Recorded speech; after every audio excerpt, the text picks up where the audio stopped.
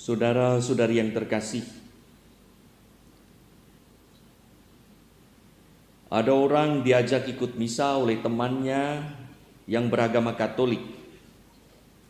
Waktu komuni ia diberitahu, nanti ikut saya saja, tak usah komuni, cukup menyilangkan tangan di dada dan kamu akan diberi berkat oleh Romo. Waktu lewat, temannya kaget mendengar tubuh Kristus, dan mereka yang menyambutnya menjawab amin. Ia heran, apa yang dimaksud dengan tubuh Kristus? Seusai misa ia bertanya, tadi kamu makan tubuh Kristus? Betul, tapi kelihatannya kok seperti simping mini. Masakan roti kecil itu tubuh Kristus? Kok bisa? Ya bisa saja toh. Lah kenapa? Ya itulah iman.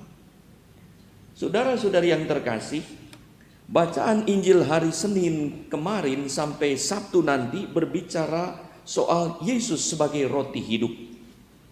Sebelumnya para pendengar diberi makan roti lewat penggandaan roti bagi 5.000 orang. Mereka mencari Yesus karena makanan yang dijadikan pintu masuk oleh Yesus untuk mendorong mereka mencari makanan rohani.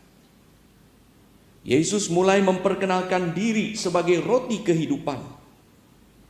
Betapa pentingnya pernyataan ini hingga sampai 3 kali Yesus mengatakan, akulah roti kehidupan. Yohanes 6, 35, 48, 51. Para pendengarnya pun mengalami kesulitan memahami bahwa Yesus adalah roti kehidupan yang diberikan pada dunia, dan yang diberikan itu adalah dagingnya. Itulah kesulitan orang lain yang mendengar bahwa umat Katolik sangat memuja hosti dan menyambutnya sebagai tubuh Kristus. Kita percaya dengan penuh iman bahwa dalam konsekrasi melalui kata-kata Kristus dan seruan kepada Roh Kudus, hosti yang terbuat dari gandum murni berubah menjadi daging tubuh Kristus, dan anggur murni berubah menjadi darah Kristus. Itulah yang diyakini oleh Gereja Katolik sebagai transubstansia, yaitu perubahan substansi roti menjadi tubuh Kristus dan anggur menjadi darah Kristus. Ini bukanlah transformasi, bukan perubahan bentuk atau unsur menjadi sesuatu yang lain. Dalam transubstansia, tubuh dan darah Kristus itu bukanlah simbol, tetapi real tubuh dan darah Kristus. Walaupun unsur-unsur fisiknya, penampilannya, kalau diamati oleh mikroskop, tetaplah roti dan anggur. Baik setelah maupun sebelum konsekrasi, tetap sama. Tetapi hakikatnya sudah berubah. Ini bukan hanya kepercayaan yang ditradisikan dan diajarkan sehingga menjadi kebenaran, tetapi sungguh terjadi karena kuasa ilahi. Di mana Yesus menyatakan dalam perjamuan terakhir, inilah tubuhku, inilah darahku. Itulah misteri Ekaristi dan mujizat ilahi yang diberikan kepada kita agar kita tetap hidup. Karena substansinya telah menjadi tubuh Kristus, hosti sebesar apapun tetaplah tubuh Kristus.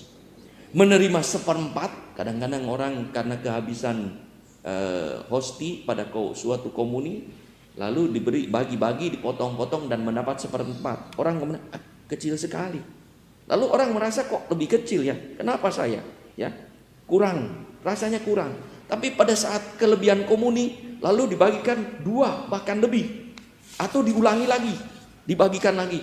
Orang, aduh, luar biasa. Hari ini dapat banyak, dapat besar. Sepertinya berbeda, tidak. Ya, pada dasarnya menerimanya sama, baik itu kecil, baik itu besar. Dan setelah misa, tubuh Kristus itu tetaplah tubuh Kristus, tidak kembali menjadi roti. Untuk itulah Gereja Katolik kita membutuhkan tabernakel untuk menyimpan tubuh Kristus yang tidak habis dibagikan. Tubuh Kristus yang baru dikonsekrasi setiap misa, atau yang minggu lalu dikonsekrasi karena tidak habis dibagikan, tetaplah sama. Tidak seperti roti biasa yang kita nikmati, akan lebih nikmat dan sehat saat baru dibuat. Orang mengatakan fresh from the oven.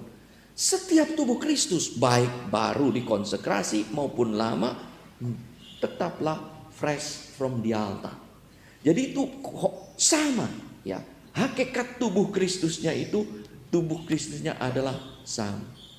Saudara-saudara yang terkasih, kita bersyukur kepada Allah karena diberi warisan rohani yang luar biasa oleh Yesus, yaitu tubuh untuk disantap, sehingga kita pun dikuduskan oleh tubuhnya, karena Ia yang kudus berkenan memasuki tubuh kita dan bersatu dengan kita melalui mulut kita. Semoga dengan demikian kita makin menghormati tubuh kita sendiri dan tubuh sesama umat, di mana Yesus berkenan menyatu melalui penyambutan komuni.